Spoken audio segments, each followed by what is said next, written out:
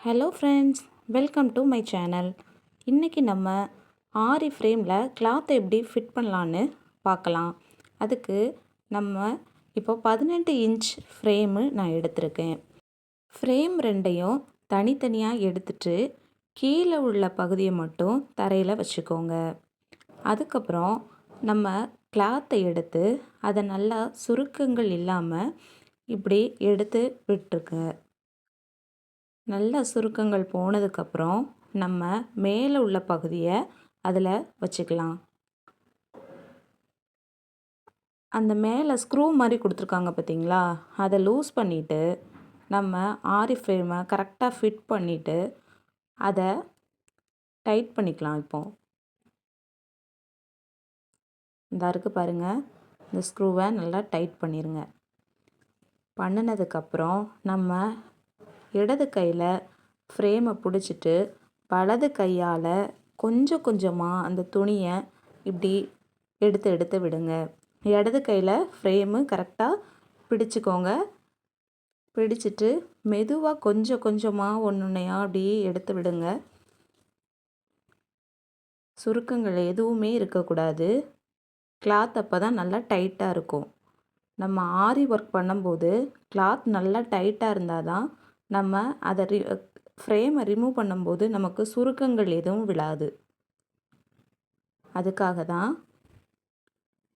நம்ம ஆரி பண்ணும்போதும் நமக்கு ஈஸியாக இருக்கும். இப்படி எல்லா சைடும் நல்லா சுருக்கங்கள் எல்லாத்தையும் நல்லா இழுத்து விட்டுக்கோங்க. கொஞ்சம் கொஞ்சமாக அப்படி எடுத்து விட்டுருங்க.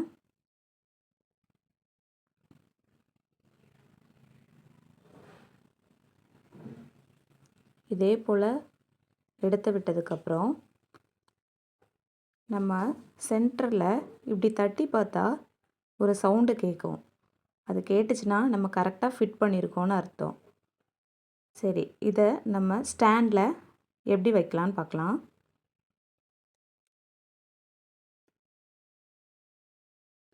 இப்போது ஸ்டாண்ட் எடுத்துக்கோங்க.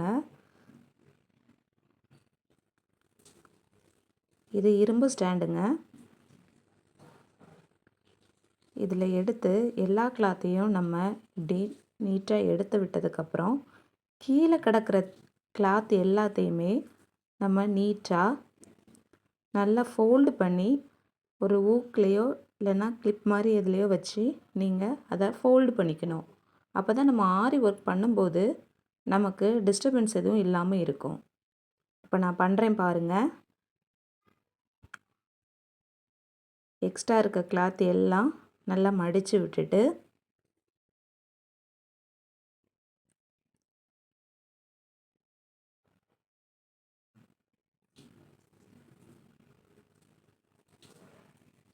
இந்த மாதிரி கீழே கம்பி இருக்கும்ல, அதை சுற்றி கிளிப் போட்டுக்கோங்க. இப்படி எல்லா பக்கமும் இருக்கிற எக்ஸ்ட்ரா கிளாத் எல்லாத்தையும் நீட்டாக மடித்து கிளிப் போட்டுக்கோங்க.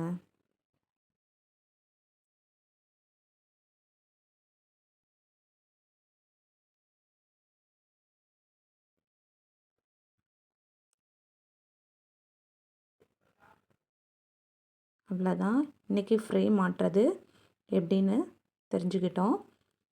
எதுவும் உங்களுக்கு இதில் டவுட் இருந்தால் மறக்காமல் கமெண்ட் பண்ணுங்கள். நீங்கள் என்ன டவுட் கேட்டாலும் நான் உங்களுக்கு கண்டிப்பாக ரிப்ளை பண்ணுவேன். என்னோடய வீடியோ பிடிச்சிருந்துச்சுன்னா சப்ஸ்கிரைப் பண்ணுங்கள். தேங்க்யூ.